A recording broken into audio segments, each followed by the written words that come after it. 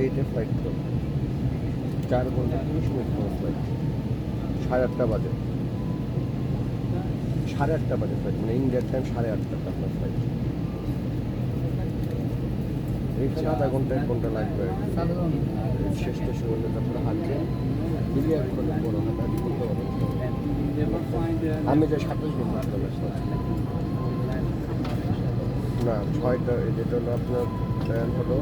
6টা 15 বেশিক্ষণ না 2 ঘন্টা 15 মিনিট পর আর ওইখানে পৌঁছায় বলে 8টা 30 4 ঘন্টা 35 মিনিট